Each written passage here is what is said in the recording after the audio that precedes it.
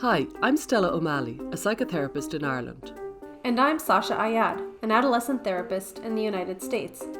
Through in-depth interviews, personal stories, and psychological exploration, we probe the gender landscape within contemporary culture.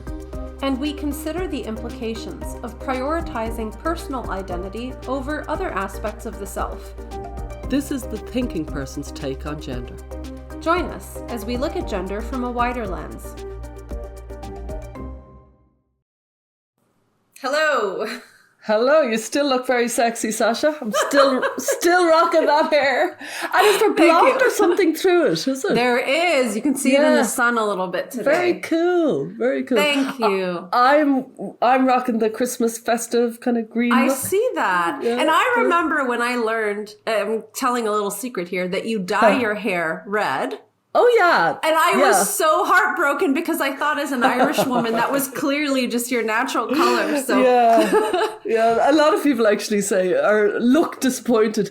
My natural hair color is my eyebrows, so it's quite dark. Yeah.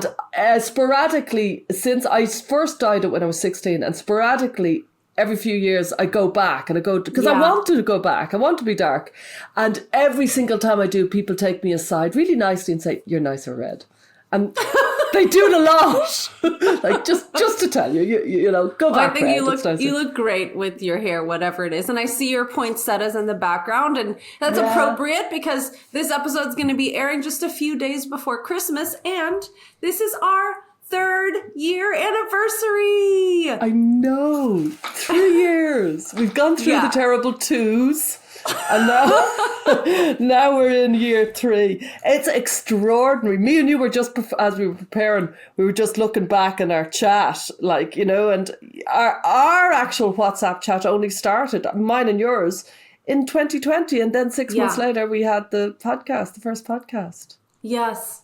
So it's all happened in kind of like a serendipitous way, I think. I mean, I remember just floating the idea of a podcast, and then several times I was looking through our old chat, we were like, no, it's not a great idea, let's do this other thing instead. And then we kept coming back to this idea.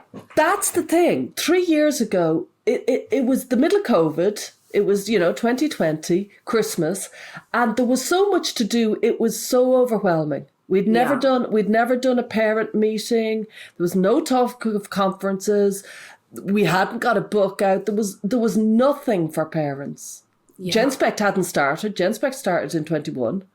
So it was like I was doing... There were some blogs. I mean, there was parents of ROGD kids. There were some kind of groups and things like that. But it was a secret world. Yeah, it was very underground. It felt very underground. And I remember every time, because I was doing the GDSN, the Gender Dysphoria Support Network meetings, and when I'd meet parents, they'd come in from a lonely blizzard. Like they'd come into the meetings like, I can't believe people like you exist.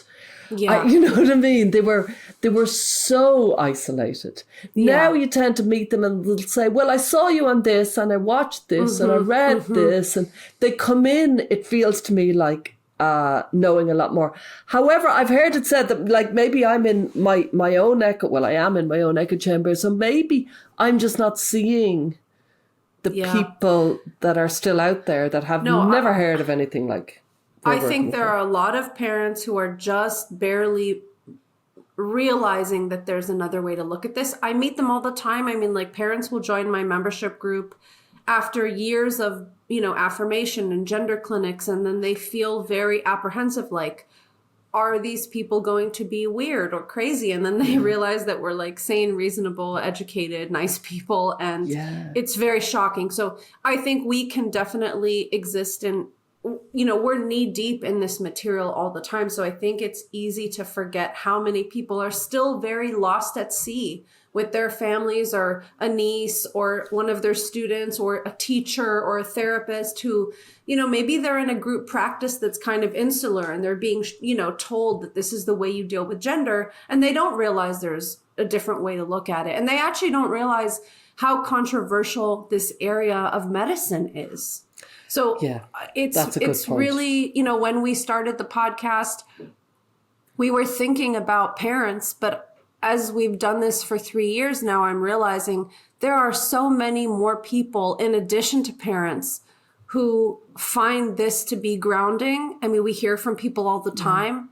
And we'll read some comments later, but it's interesting. Our first episode aired December 18th of 2020. So really just around now, 3 years ago.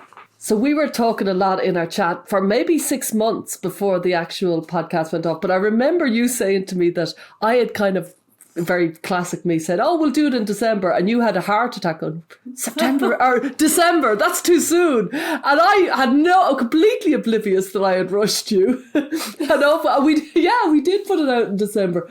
But I remember at the time, my big fear was trans activists basically misrepresenting something that we would say, or it felt tense at the time. We were putting it out, but we felt like we were doing something very bold. Yeah, if you follow me, it felt like a very, very almost controversial thing to do, which is a podcast about gender in a thoughtful way. It's funny, but it really did feel like it was bold. But those first 2 episodes, one which is the kind of, what is gender dysphoria type thing, and then the second, the ROGD, they're still among our most listened to on the audio. Yeah, I can see why. It was really interesting. I mean, we've done so many episodes also with like huge guests and really big names and about really controversial topics. So it's very interesting that these 2 very simple episodes, like, gender identity versus gender dysphoria, the theory and the concept, and then ROGD, these are our 2 most listened to episodes, which is amazing.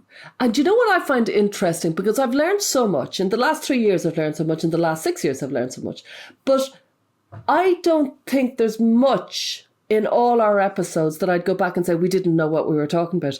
Many times we might have been cautious saying there's more to say, but there isn't as much egg on my face 3 years later as I thought there'd be. Do you know what I mean? Because, when you talk for, like, it's nearly 100, I think it's 150 odd hours, 50 episodes a year, roughly, in and around. Yeah.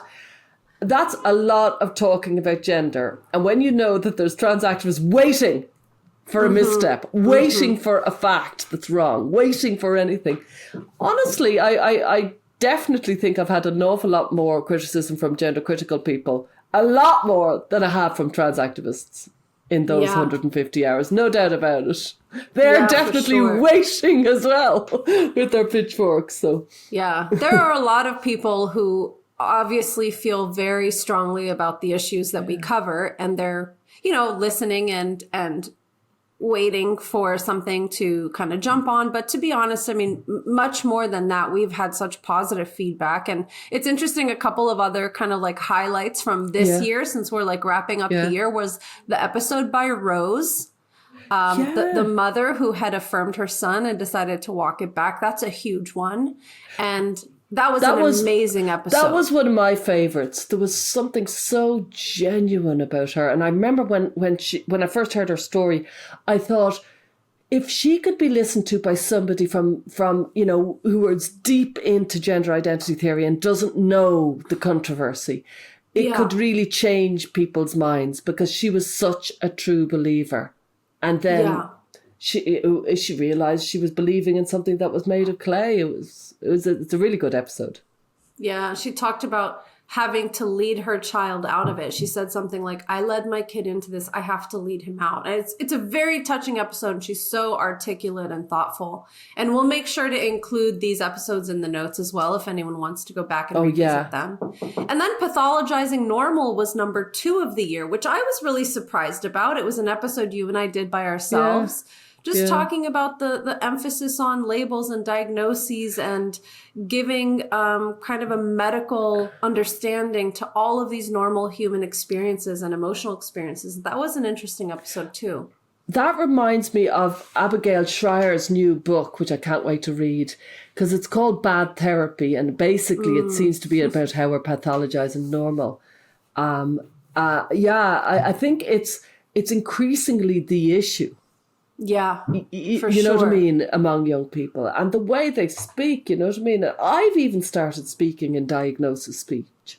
Do you know what I mean? That I'm throwing diagnosis on myself. I gave myself ADHD a few minutes ago. Like, it's unbelievable how much we but how much we throw diagnosis into our speech. We pepper our world with it. Yeah, I was speaking with someone the other day who kind of very casually said, well, ADHD is totally genetic. It's in the brain. And I was like, there's no evidence for that. I mean, it's very interesting how attached people get to labels. And ironically, we're at a time when everybody's recommending that people should go to therapy. So like I listen to podcasts that have nothing to do with gender. And sometimes the hosts will, if the interviewee gets a little emotional, they'll say, are you in therapy for this? Are you talking to a therapist about this? And it's done from a place of, trying to stay within one's lane and not overstep, right? Not to give psychological advice, but everybody is advised to go to therapy about everything. Yeah. So that was an interesting episode. I tried to say, to say in that context, I tried to say to people, have you got support?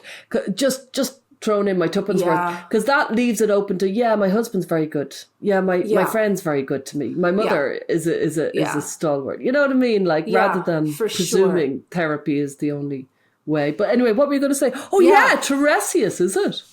No, that's from our all-time. Audio. But this year, Hannah Barnes was number 3. Oh yeah, that was an amazing episode as well. Yeah. Hannah Barnes was, covering the GIDS collapse, and it was a brilliant book. Time to Think. Then number 4. Can I just point out something? Sure. There's so much to say, obviously, about gender. 3 years in, but Time to Think. Absolutely expose on the Tavistock. Okay. CAS Review created, an independent review on puberty blockers in the UK. The CAS Review came out, Time to Think came out as the kind of the secondary kind of, this is not appropriate what's going on at the Tavistock. And when the CAS Review came out, June 22 or something, they said, GIDS will be closed by March 23. And GIDS is still open. It's still open. There's still extraordinary stories coming out of it. And just this week in the Daily Telegraph, they've said since GIDS was notified to close in June 22, the number of prescriptions for puberty blockers has doubled. Yeah. It just proves my point that I continuously keep on saying, which is there's a medical war and a cultural war. Until we get to the culture, we've got to get to the hearts and minds of ordinary people, because by the time they've got to the doctors, it's too late. They're on it's the 11th hour. The child is so knee deep in it, and the parent is just following, that this idea that we can just continuously talk about, that was a phenomenal multi-pronged attack on the Tavistock, which was the largest paediatric child transition clinic in the world at the time. And it's still open. It's still open for business, and the prescription numbers has doubled.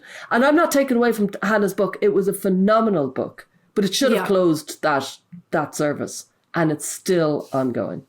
Well, can you maybe fill me in? Because I'm not so familiar with what's happening, but wouldn't the CAS Review have been the reason that the service closed? I thought they were slated to close. And what happened, do you think? Exactly. So the CAS Review came out, and it was recommended that it close. And it was a brilliant idea, that multidisciplinary teams that were regional would open. Right, so that there'd be different clinics. So you wouldn't be travelling 400 miles for your once every, 2 months appointment in London, and it would be multidisciplinary. So if they had autism or if they had, that wouldn't be overshadowed. So it was a brilliant idea.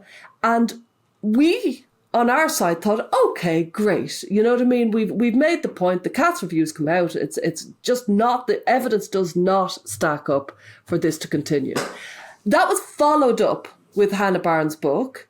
Right. I don't know when that came out, but when that came out, it was saying the very same thing, but worse, in a much more kind of elaborate and comprehensive way, saying this service from the beginning had problems. There's been whistleblowing since 2005, and off it went.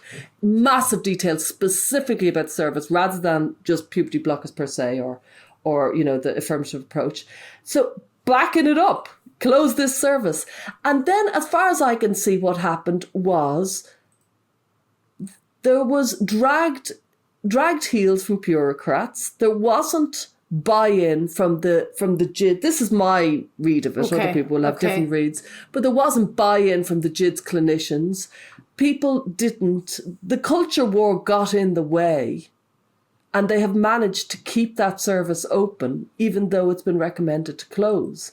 And so it's many months after it's closed. And now they're talking about maybe it'll be closed next year. But it's all very nebulous. And this is they're going to, when they write the full analysis, they're going to say from the moment it was slated to close, due 22, from that moment on, those children were officially being badly neglected.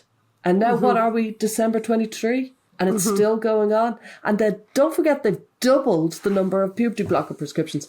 So it's, and I just so you know, like for anybody who's interested, like I had, a reason to be in part of the NHS clinic. I was acting as an advocate for somebody, and they asked me my pronouns and they knew who I was. And I was like, one, they don't get it. My pronouns are obvious, for starters. And two, it's pretty offensive to ask me my pronouns, really.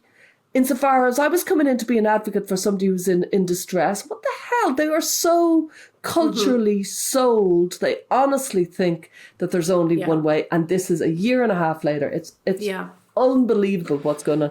Anyway, that's the Hannah Barnes episode. Well, let me say though, that does remind me a bit of like prohibition, because when you have true believers that this is the right thing to do, and there's a threat of taking away that, like, quote, treatment to the children, there's a kind of panic and a scramble, which I would imagine maybe explains what's happening with the puberty blocker prescriptions going up. Like any family that's a true believer who thinks that this is what's good for their child is going to be rushing to the service. And the service may be even erecting less guardrails because everyone thinks that this is a life-saving treatment that's about to be taken away. So it really puts everybody in a bind because I don't know how to get true believers to understand. I mean, that's what's so particularly interesting about this gender thing. There's a type of belief system that underpins all of this that you can't even access with data and science and facts. And of course, that's not everybody. Like lots of people who are even transitioning don't believe in the belief system. Yeah. But man, it is so powerful. But I think you've nailed it with that. You've nailed it. And I think, how did gender come into the consciousness so that people think it's some sort of hormonal imbalance and they think people are born with pink brains and blue brains? I'm being trite, but you know what I mean? Yeah, no, I get it. They truly do believe the hormonal thing. Every time I give a talk, I ask people at the beginning, what do you think? And somebody puts up their hand and they say, there's some sort of hormone imbalance. Generally, people start talking about the woman when she was pregnant, some sort of hormones. There's so much hormones in the water. The way there's a lot of talk about estrogen in the water and things like that. So it's kind of interesting that that's what people think. But I think what you've just highlighted is such an important point, which is, again, we think that the facts are going to get us everywhere. But actually, what did get gender everywhere? It was stories of trans people. And it's the culture. It's the culture. It's the stories of detransitioners. It's the stories of the parents. It's the stories that we can relate. That's what's going to get into the culture. It's not going to be 44% said this and 33. Right. That just doesn't get anywhere, I think that reaches some people, but I think the bigger issue kind of will not be, people who are true believers don't really care about that. And, this, we can keep talking about our highlights from the year, but just on a personal level, my two favorite episodes from this year were Jamie Reed and Eliza Mondegreen. And particularly I'm thinking about the Eliza episode because her investigation into these online communities really shows what the true believers believe and the way any kind of fact can be turned around into something, quote, transphobic or dangerous, or like this is a slippery slope if you start thinking this way. So the kind of high control group mentality amongst true believers, and we see this with the medical zealots, right? Like the people that Fourth Wave Now has covered with such incredible detail, like the doctors who are really pushing for younger and younger interventions. We see the true believers and how they think. And Eliza's just, her coverage of this is so important. Like, I don't think we can talk about just medical things. We have to understand the psychological kind of aspect of this. And the culture that the psychological, that they're in. The culture they're in, Eliza's absolutely expert on the culture that they're in. And I think, you know, in a way, Eliza's very underused as a real, she's got a really astute analysis of what's going on. We should not only have her on, we should have her on regularly. Like, she really is calling across, she has, she's there and she's tracking it. Yeah. And it's extraordinary how she can kind of synthesize the information. I loved our Jamie Reid chat. I remember I was very stressed that day. I was driving somewhere and I hadn't done what I wanted to do before the episode. So I was really hassled going in, you know, one of those days. But then it was so good because Jamie is just such a good communicator. Yeah, amazing. Yeah, she's brilliant. She's so clear and articulate. And in Gen Spec, she was amazing too. Wasn't she? She's so moving. She's like a public speaker that actually can grip the crowd. She's going to go very far. I loved at the beginning of the year we had 2 in a row that really was. I was very excited to get them. Michael Biggs, who I adore, the ground he walks on, and his research is so good. And it's so razor sharp. And then, as far as I remember, after him or before him, we had the Dutch journalists. I really felt we were really coming together with a really good, almost a profile of the Dutch. Because then we had Genya later on. And I just thought, like, between, like, the year before having Annalou de Vries and Steensma, our kind of analysis of that interview. Then we had the Dutch journalist talking about trying to get the story out. Michael Biggs more about it. And then Genya. It just felt like we were really doing something very worthwhile with our analysis around that. So I was really quite proud of that. Yeah, I was proud of that too. I mean, we've covered so many angles. It's funny because we were just talking about the cultural piece, and then we have like the deep research piece and the kind of data and the science. So it's so cool that we've been able to have these amazing guests on from very different angles, all talking about this super important thing. We'd like to jump in here really quick and offer up a thank you to GenSpect, one of our sponsors. GenSpect is an international organization that offers a healthy approach to sex and gender. GenSpect recently hosted the Bigger Picture Conference in Denver, Colorado. There, they introduced the Gender Framework, a comprehensive, non-medical means of dealing with distress about gender issues. Go to genspect.org to learn more. We'd also like to give a shout out to GETA, Gender Exploratory Therapy Association. If you're looking for a therapist for yourself or your child, check out the GETA directory. And if you're a clinician who is questioning the affirmation model and you're looking for resources and community, please consider joining GETA today. Visit genderexploratory.com to learn more. Let's read some comments that were left this year. I mean, first of all, we want to say there are so many incredible, notable comments that we see from you guys, from the listeners. And we talk about them. We just don't have a chance to necessarily answer all of them on YouTube, but we wanted to just kind of pluck out a couple and read them today and talk about it a little bit. So should I read the first one here? Yeah, go ahead. Okay, so this was a comment on episode 133, Is Trans Really the New Gay? And Hellcat says, as a parent, I find it saddening that children are often under pressure to declare their sexual and gender identity before they're even close to sexually developing. My daughter was asked at school, along with the whole class, to place herself on the spectrum of gender identity and declare her orientation at 11 years old. Wow. She was so confused, and it took months to work through it. Wow. You know, that's a real issue because it's, you know, imagine just do the very same with a 6-year-old and you'd say, not wow, you'd say, ick, completely creepy.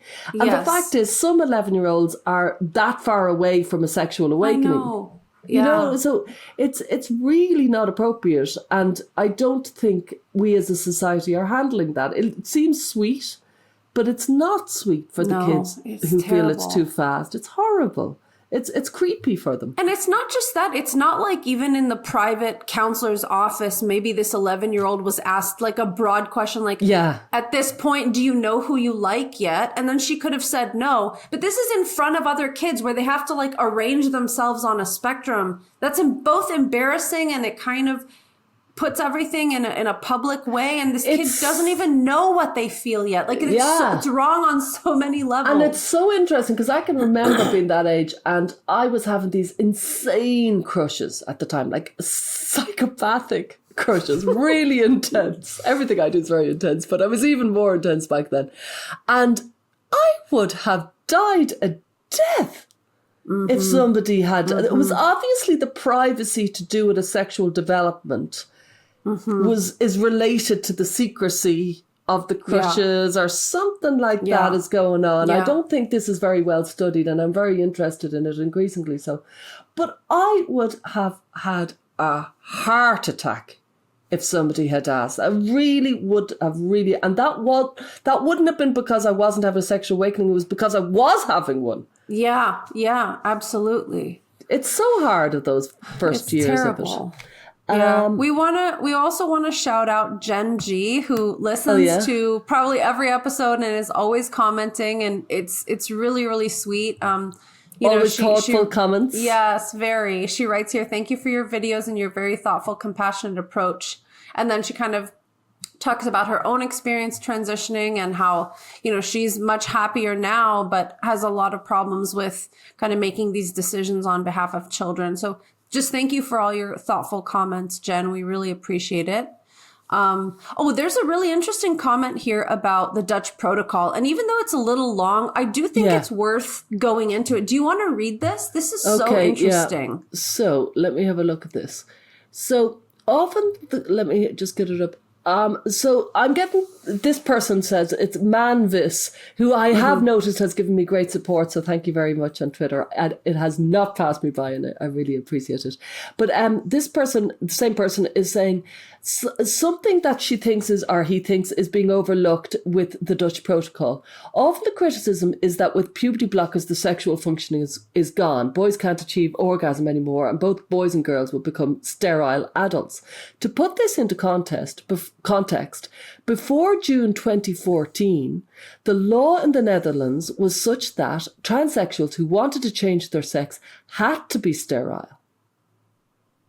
That's very interesting. So not just temporary, but permanently they had to be infertile.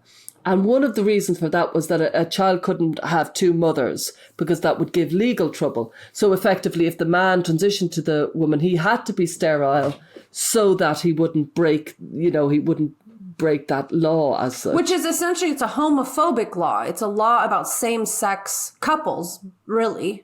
Yeah. And it harkens back to the Christian principle that a marriage should be between a man and a woman. So only about 80 or 90 people were changing their sex roughly around that year in the Netherlands. So there wasn't a pressure to change the law for that. But the permanent sterilization meant people got, quite serious surgeries, such as having your uterus removed. And it was also another reason why people might have gone for, as they call it, genital surgery. So they were also pushing for full transition, which was very much back then. Nobody was talking about this kind of half-baked transition. I presume non-binary wasn't really a major anything by June 24. I don't think so. I wouldn't have thought barely so. Just, Barely in the conscious. And then that was June 2014. Then it changed, and the number of legal transitions went from 80 in 2012 and 2013 to 750 and 460 in 2014 and 2015. So massive jump. Wow. Yeah. 80 in 2012 and 750 in 2014. 2 years later.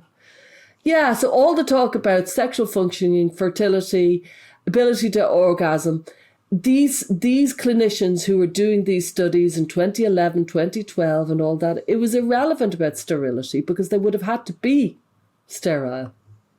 Yeah. This is a super interesting point that had not really been connected like that before. And I just want to, I definitely want to investigate this further. Yeah. If anybody has information, like, Manvis81, if you have any kind of detailed information or resources about this, we'd love to learn a little bit more, but that's particularly interesting. And thank you for your comment. And I'm particularly delighted that somebody so educated has been a great supporter. So thank you. I know. I want to read this one because this one cracks me up. So we need to give the background. We need to give the background. Well, you give the background. A listener wrote in a comment, praising our show and telling us how much they enjoyed it. And also that Stella's voice puts them right to sleep. Yeah. And so they have to be careful because they get so sleepy and woozy when listening to our podcast. Thank you very much. So we joked about, not operating heavy machinery while listening to Gender a Wider Lens, et cetera, et cetera. So this person has written again. Stella, would you like to read it? So this is Cyril79. And, I do talk too much, and I can sometimes see that in my husband's face. Late at night he has this look and I think, I'm losing him. But anyway, so this person says, I'm the listener who wrote in about listening to you guys to help me get to sleep and avoiding your lullaby lilts while driving. Picture it, London, 5 a.m, the 27th of October, and coincidentally my 34th birthday. Disorientated, I'm woken up to the sound of Spotify still playing faintly in the background, accompanied by the sound of a very familiar Irish voice reading some very familiar words. Yes, it was Stella who woke me up reciting my YouTube comment about you guys who help me hit the hay pretty much every night. So not only do you get me to sleep, you now help me wake up. I think it's the first time I've ever woken up laughing. Oh, what a lovely way to start a new year of my life. Well, we absolutely love that, Christian. And we hope that maybe this is a new way to start your next year, or a lovely way to start your next year with Stella reading your second comment. This is becoming very meta. It's like, the scenes in a movie where there's like a mirror and a mirror within a mirror and a mirror within a mirror. Like that's what's happening right now. Yeah. Okay. Somebody said on Peter Boghossian's episode 132, the role play was just about the best thing I've ever watched. I love that. And we thought it was amazing too. It was a really good episode. I loved that. I thought that was actually really good. I love the way he got into the soul of that so much with his tomatoes and all that sort of stuff. I really, we were cutting tomatoes. Yeah. That really stayed with me, the way he was. Because you always see the clever side of him. And there was something very fatherly in that side. It was really lovely. Well, I want to say something about that too, because what I've noticed is when we are speaking with one another or when we're speaking with our guests, it's no holds barred. We are speaking completely honestly and openly. And I've said this before, but people should be very mindful that this conversation between us and our guests is not at all reflective of what an effective conversation with a gender dysphoric person probably sounds like. Yeah. Right? So like if you have a young teen who you're concerned about, coming at her or him with this type of a tone or attitude is not appropriate. So it was actually so valuable because we talk about concepts all the time, like lean in with love and like speak gently or whatever, but we don't actually demonstrate it. So having Peter show us, he got into a totally different mode. It was like very cautious and gentle and very incremental. Like, it feels like you're moving at a really slow pace. And then when we went into the listener community, he totally ranted about parents and how important it is to get in the fight of your life. So no sugar. No sugar. Yeah, he talked about sugar. He said, you want a bit of cake? No! This is the fight of your life. For the record, Gender a Wider Lens does not discriminate against people who eat cake. We just want to say that. And I have particular sympathy for people who eat cake. I think we should consider that in 2024. And we'd love to hear listeners' comments about, the year that we've had and, the 3 years that we've had. It's extraordinary that we are bursting with ideas for 2024. Yeah. We're nowhere near finishing this podcast. It's like we're just getting going. Like 3 years in and we have massive amounts more to say. But maybe we should consider doing, almost a role play, for the whole lot, like quite a deep role play, talking about it. It would be very exhausting, but it could be very, very, very interesting. I think that's a great idea. Yeah. I mean, I know for sure that during our in-person events with parents, the role plays are a hit. And we've talked about this a little bit on the podcast before. But I think demonstrating what we mean is so powerful because, like I'm thinking of one particular role play we often say, don't, if you have an adult child who's trying to kind of bait you into an argument, don't give it a lot of attention, right? And I think anybody who listens to us would probably have been able to guess that that's our tip. But one time during an in-person event, we had a parent do a role play and their adult child was living at home with them. And the mom says, my child will come downstairs and look at us and say, I'm going to pick up my hormones. What should I say? And we three were like, can you grab milk on the way back? All of us said milk. Yeah. We said, well, can you pick up also the dog food or something? And everybody, I remember the parent's face. Yeah. Her jaw was open. So there's a big difference between saying, don't give it too much energy, and demonstrating, well, what does that really look like? And, we don't know exactly how that would have landed on this child, right? We don't know what would have happened if mom just said, well, can you also grab the milk too?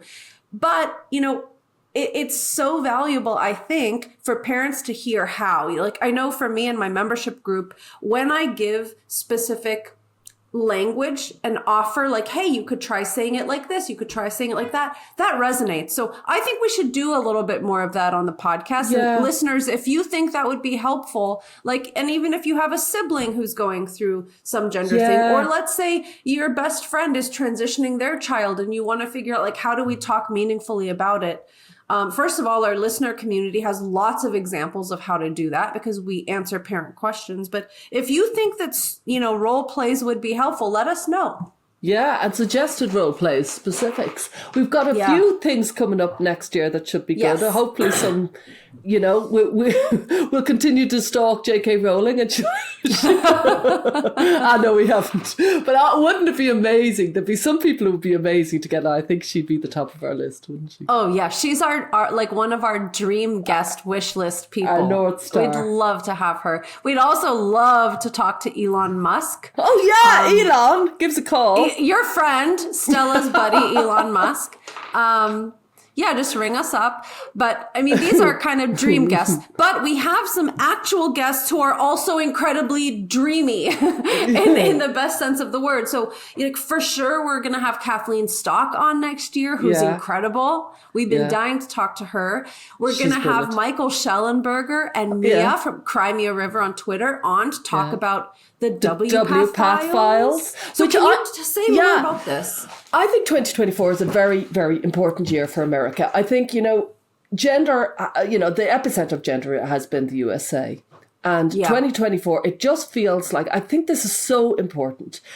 And I've been really watching the landscape of gender all around the world, watching, the reviews coming in from Finland and Sweden and then the UK, and really not changing the culture and watching it continue on, and the culture in America pulsating and becoming so polarized. And now the elections are coming up in 2024. And it feels like gender is going to be definitely a card within the politicians' kind of playbook as such. You know what I mean? They're going to be talking about gender. It's going to come up. So this is a few points I want to make. One, it gives all our listeners the opportunity to speak about gender more so than any other year, because it's going to be in the kind of the politicians. It was in, between Gavin Newsom and DeSantis last night, they mentioned it. They're going to mention it an awful lot. And I think we've been having our dinner conversations for the exclusive content about how to speak about gender. I think this is the year, if you aren't speaking about it, this is the year to speak about it, and maybe come in through the politics. You're probably well versed if you're listening to us regularly. You probably know your gender. So many people do. And start to speak out about it, because like I said before, you're in the 11th hour by the time the kid is in the office. You've got to, in the doctor's office, you've got to talk to the culture first. The teachers, the coaches, the ordinary parents who are just kind of presuming that there's some sort of physical thing going on. And I think the WPATH files, Michael Shellenberger has already released the Twitter files.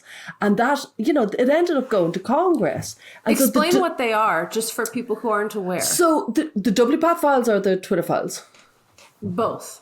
Okay, well, so the Twitter files were leaks that were going on, conversations that were going on about strategies within Twitter that were Oh, this was a while back you're talking about. yeah, but he was part... Oh, yes, the Twitter files. So he was part of the group that released the Twitter files.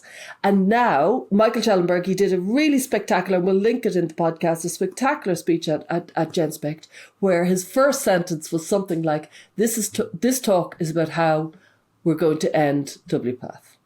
And he's had, whistleblowing content leaked to him about WPATH, and he's the man to do it. He's a brilliant kind of speaker. He's very charismatic. He's already released the Twitter files, and he understands the importance of the culture, and he understands the importance of California, Sanctuary State, Gavin Newsom, the political landscape, and how we need a golden bridge.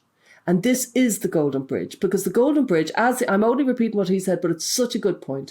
The Golden Bridge is you people who are completely bought in. These people who are just, as he calls them, all on the left. He called himself a left UG, because he's saying they truly believe they're helping those children. And now it turns out, when you read the WPATH files, you realise you were misled. You were given misinformation. And it has been incredibly damaging to many people. And the Golden Bridge is, these people wanted the right thing. They wanted to help children. They wanted to help children that they thought were very vulnerable. And it turns out they were given the wrong information. And, it was WPATH purports to be a scientific medical professional organisation, and it's actually a trans activist-led lobby group. And the WPATH files will reveal this. So I think it's such a good timing. 2024 election year, WPATH files, it really feels very important. And it's important to say, too, to people who are maybe not familiar with what's going on in WPATH, you say a trans activist lobby group, and someone might say, so what's the problem with that? But what they're advocating for is actually so dangerous. And it's not at all about dignity or human rights or access to care. Those are the kind of euphemisms that are often used by these lobby groups that confuse people about what their goals are. But their goals are absolutely to blur the boundaries of child safeguarding and to give basically cosmetic intervention privileges to anybody who wants them at any age, and to push people into questioning their gender and genuinely confusing people. So this is not just some sort of benign lobby group that wants really positive goals for humanity. These are dangerous. And so when the WPATH files come out, I have not had the chance to see anything yet, but based on what I know about WPATH, this information is going to be completely shocking to regular people. This is not going to look like, fighting for trans rights. This is going to look like a very bizarre, dystopian kind of like Frankensteinian medicine series of documents and conversations. And it's so important because when I think about, even though the landscapes are quite different, when I think about the Cass review and what we imagined would happen in the result of that and the US, I think if you are a true believer, you could read the Cass review as a misunderstanding of, what affirmative care is. And maybe people are doubling down. I'm just trying to guess. I'm trying to figure out what's in the minds of people. Because I thought the Cass review, I thought that was going to be the end of it, but it's clearly not. Nowhere near. If you have the WPATH files, which exposes things from the horse's mouth, it's kind of like the way people end up leaving a high control group. They recognize inconsistencies and hypocrisy in the leaders. I want to say this because this has been on my mind, and I think everyone I just want to say it out loud. There are some interesting documentaries right now about the Twin Flames cults, and I'm sure some listeners have been following them. There's one on Amazon Prime and there's one on Netflix, and I'm not going to give anything away. But one of the really fascinating things is when people finally start to connect the dots, it's when they see the leaders doing something incredibly hypocritical and they recognize that there's a double standard. Amongst many reasons why people kind of break the bubble of the groupthink.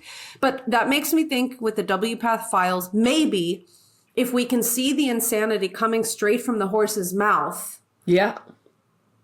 that might wake certain people up. So I don't know. I think so. I think you're right. It's because people presume that the people in charge are as worthy and as kind of well thought out as any other large scale world authority. Yeah. You know what I mean? That's the presumption. Yeah, It's the chain of trust. I know I go on about it all the time, but it's the chain of trust. There's a presumption.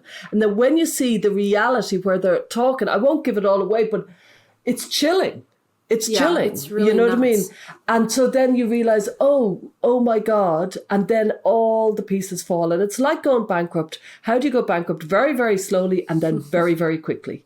And you know, there is plenty of precedent, and I want the links to those programs you were just talking about because I love things like that. Well, but I forgot to mention the reason that I'm tying this together is that in the Twin Flames cult, it's basically a cult about how to find your quote twin flame, which is the love of your life. And the leaders are this couple that make YouTube videos. So there's no actual place. It's not like a church where people come attend. It's all online.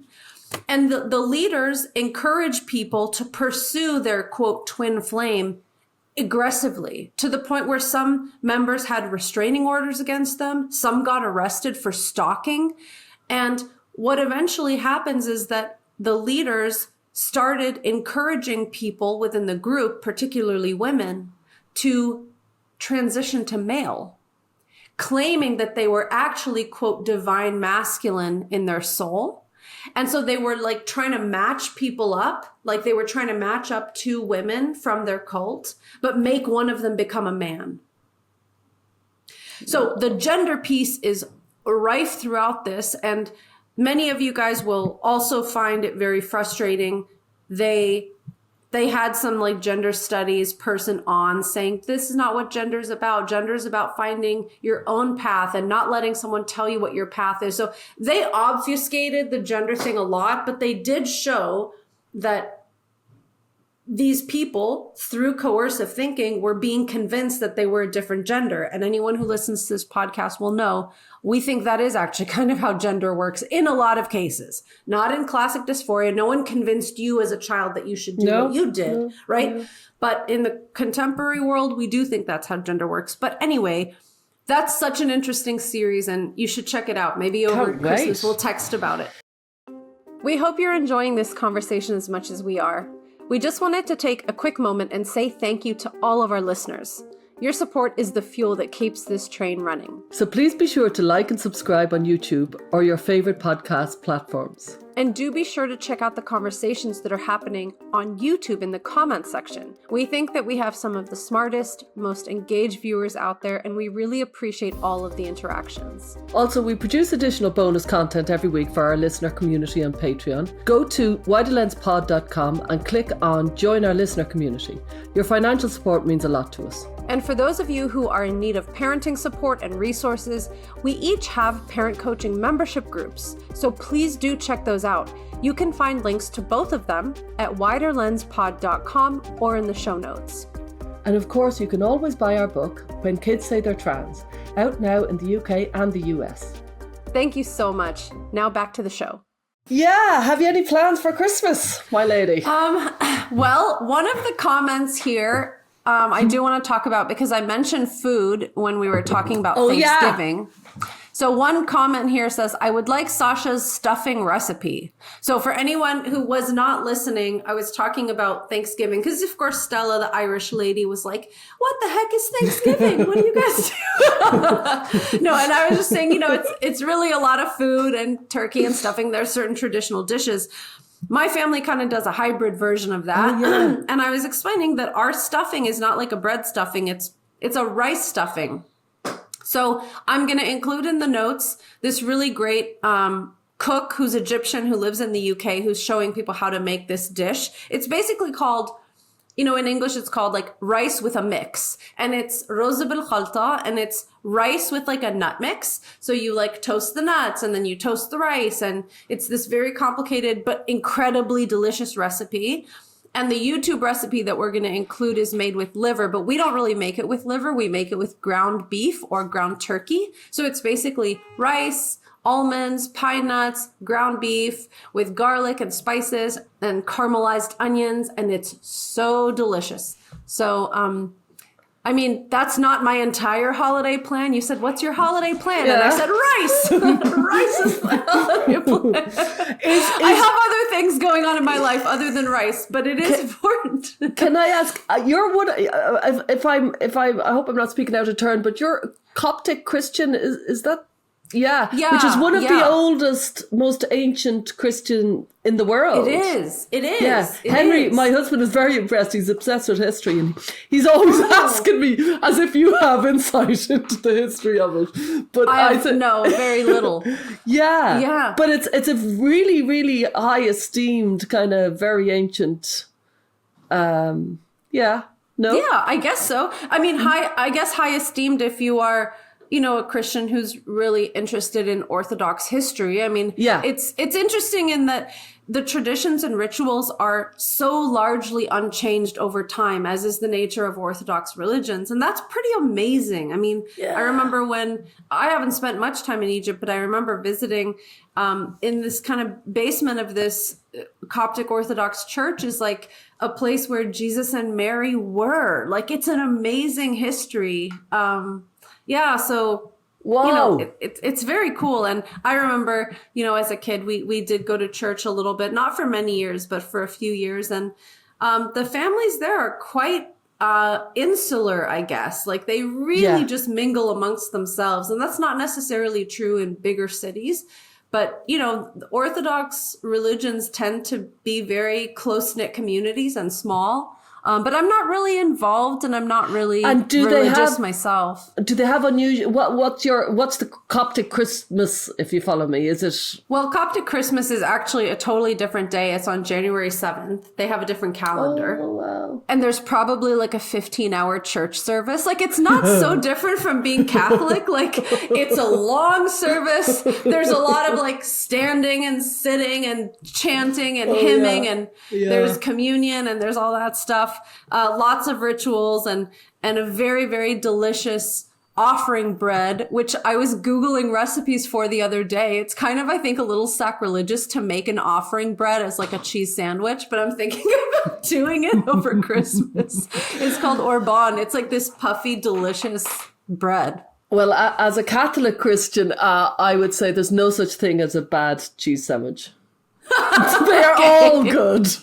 Can I ask, when you guys take communion, it's like a flat dissolving wafer, right? Yeah. It's not like a delicious, puffy, chewy bread. Well, Sasha, it is the body of Christ. It's not a flat wafer. I would imagine that the body of Christ has a little more meat on it than a thin wafer, but maybe not. Yeah, why? You have a thick...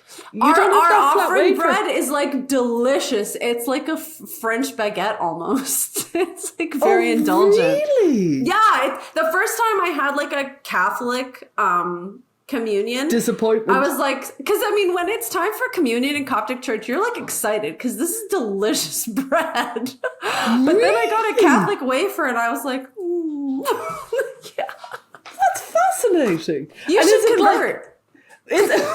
Is it like big or is it small? Or? Well, when it's communion, the priest has like a giant loaf and he breaks a piece off and gives it to you. But then on the way out of church, there's often a deacon or somebody with like a bag of little loaves and everybody gets a loaf. But that's not like the bread of Christ or the body of Christ bread. Only the communion bread is the body of Christ bread. I mean, not that I believe any of it is literally the body of Christ, but yeah, it's pretty good bread.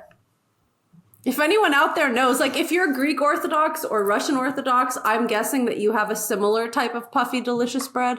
I'd be curious to hear your thoughts. That's fascinating. Yeah. Yeah, we don't have many traditions. Henry's Catholic and my kids are Henry's Protestant and my kids are Protestant and I'm Catholic. And we go to a lovely service, a choral service in mid-December. That I love that. And I've managed to get the kids there. It's just lovely. And everybody in the church is singing. And it goes on for a couple of hours, and it's all the hymns, and I really, really love that. That's like it's a mix of all the religions in the town, and they pick a different church each year. That's it's interesting. Lovely. It's lovely, and everybody goes, so it's really nice. And I've successfully managed to get the kids going, and then COVID came, and of course it stopped. Yeah. And then last year they nearly grew a second head in kind of like, you're not seriously going to make us go to a choral service. And I was like, totally serious, and I did. So now they're 16 and 14. There might be a bit of a riot this year. Yeah, we'll see. I'm going to try and make them go. These are the years where, the traditions kind of fall apart, aren't they? The teenage years. Not when I was a teen. I had no choice in anything that we did or didn't do. Yeah. We play games. Do you guys play games at Christmas? Like, do you do any family traditions? We try to. I don't know. We just don't seem to get around to doing it. My sister's mad about games, so generally there'll be some sort of game over there. But I don't know. In my brain, where I'm going to do all this, and but it never really happens. What sort of games do you play? Well, we definitely, on my mom's side of the family, we play this white elephant game every Christmas where everybody brings a wrapped gift and puts it on a table. And then we each pick numbers out of a hat. So it's like, let's say there's 20 people, there's only 19 numbers. Okay. And then whoever's number 1 gets to pick a gift. Yeah. And then whoever's number 2 can either pick a gift or steal number 1's gift. Oh, very good. And it's been opened at that point. And so it's a real heated feud about, because of course some gifts are way better than other gifts, and a gift can exchange hands 3 times or something like that. So there's a lot of gift stealing and backstabbing and drama. Can number 3 rob number 2's? Yes. Or number 1's. Or number 1's. Yes. It's an amazing game. It's so much fun. And a gift can be stolen 3 times, but no more than 3 times. So it's super fun. And then, of course, the best number to get is the last number, because you have the whole pick of the litter of who to steal, as long as they haven't been stolen more than 3 times. 19 is the last. And who doesn't get the number, if you follow me? Did you? Trying to remember. Maybe I said that wrong. There's something weird about the last number or the first number. I can't remember what it is. Well, you better get it right. There might be fisticuffs and Christmases all over the world. Because Sasha got it wrong. from Gender a Wider Lens told me to play this game. Yeah, families are. It's my present. I'll have to find a white elephant rules and then put it in the thing. And I mean, our family always also fights about the rules themselves. So people will pull it up on one place in Google and be like, you're doing it wrong. So, but it's really, really, really fun. And then because many of us, well, my sister and I travel to get there, we often have to leave our gifts behind anyway, because there's no room in our luggage. So it all works out for the Florida locals. Yeah. That's a good one. I would like to make a request, which is something you've touched on in a previous episode. Okay. You ever so casually mentioned that you play the whistle. Oh. And many of our listeners were like, we would love to hear Stella play the whistle. Is that many of our listeners, or is that Sasha in the podcast? No, it's all of our listeners. All 24 of them. No, I'm just kidding. We know we have more than 24 listeners. But okay. Yeah. I think you have a whistle around there, don't you? I always have a whistle. It's always there. It's my Is there anything else we need to say before you begin your whistle outro? Yeah, what I'll do is I'll play it out so that people who don't, because some people are not a friend of the tin whistle. Forget them. We don't need them anymore. So we'll play it at the end so that some people can say, no, I'll cut it there. And okay. I'll give them freedom. Is there anything else? Very much looking forward to next year and continuing with it. We love our listeners, and we really love the comments. We really, really, and they make us think. They're thought-provoking. You know what I mean? The constructive criticism is just as welcome as the praise. We do want to remind people, I think, regularly that me and you enter in a space when we go into it. We're not journalists. We're not trying to be journalists. We go into the space of the person in front of us, and our job is to let them speak their story That's our job, not to interrogate them with, you know what I mean? Because that's a different vibe. It's not our vibe. We're kind of therapists by nature. Anything else? No, we're incredibly grateful to all of the support and the listeners. And, you know, it's funny, like now how many times, like back in the day when I would ask parents who contact me or whatever, like, how did you hear about my work? It was like a Google search or Fourth Wave Now or something like that. And now it's almost exclusively Gender a Wider Lens. Yeah. So we are it's so lovely. We're so touched that this has reached so many people, and people often say, you know, listening to you makes me feel sane and I don't feel so crazy. And we're so grateful that this podcast helps you to feel normal. Yeah. like I was at an event. I was at the Battle of Ideas in London a couple of months ago. And the mountain, which is not gender, you know, it's it's heterodox, but and the amount of people who come up saying, I love your podcast. I love your podcast. Aww, it's just lovely. It's just lovely. So we are doing what we hoped to do, which is to get the conversation going about a more thoughtful approach. So when we were, like, I could see that in the chat, you know, I went looking for podcast in mine and your WhatsApp chat. And in it, the first comment about the podcast is, we've got to do a podcast. Yeah. And then there's another one that says, we've got to do an episode on babies. And then I think I answered, get some rest. We'll talk about the podcast another time. Or maybe you answered that. But yeah, we were thinking of this for months coming up to the podcast. And we are thrilled. I think we're thrilled with it.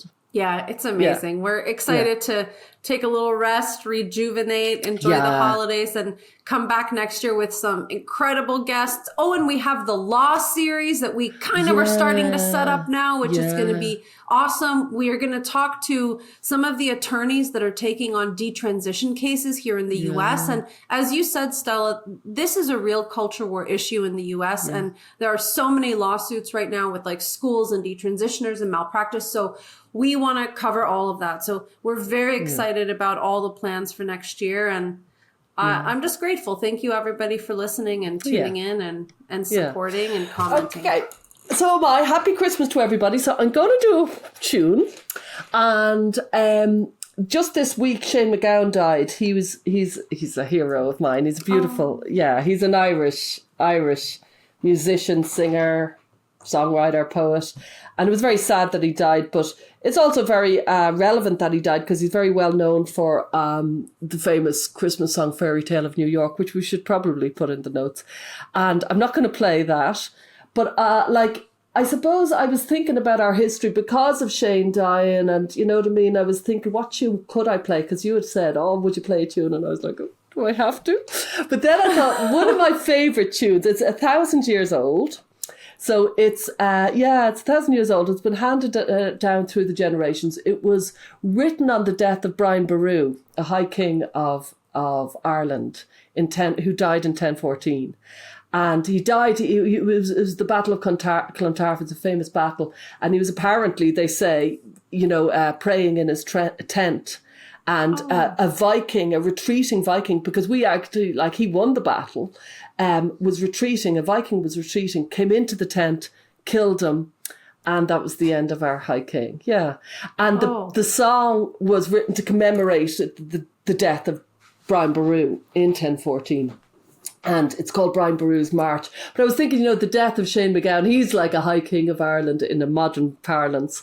And I was thinking, what would be a good tune? So this is my tune for Shane. Yeah. So happy Christmas to everybody. Nice. And it's not a Christmas tune. I thought of Christmas tunes, but I thought I have to do an Irish tune. But Sasha, you're very welcome to tap. Especially if you've got wood nearby. If you want to be, you've got dancing and you can tap. Yeah, I can do it. I can find the rhythm. I'll hear you for a little bit and then we'll see how it goes. Yeah. Okay. And happy Christmas to all our listeners. Okay, I'll try this.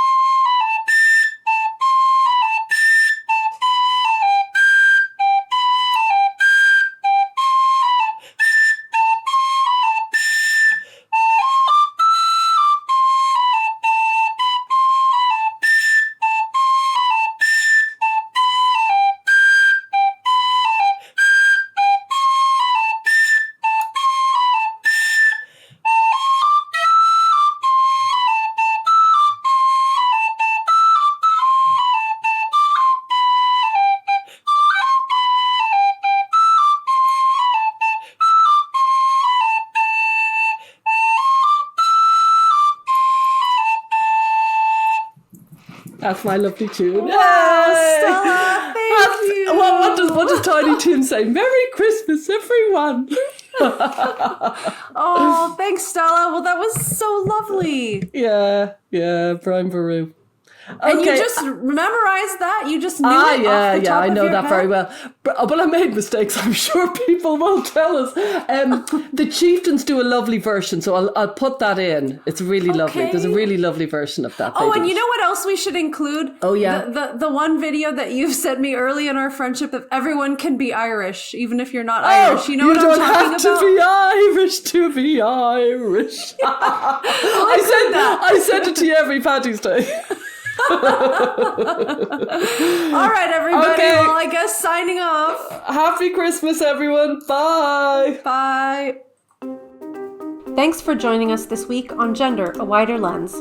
Listener support means a lot to us. If you enjoy the show, please like and subscribe on iTunes and leave a review. For more information, visit widerlenspod.com. There you'll learn about joining our listener community, how to contribute to our show, and where to find us on social media. Our discussions are for educational purposes and are not intended as a substitute for mental health services.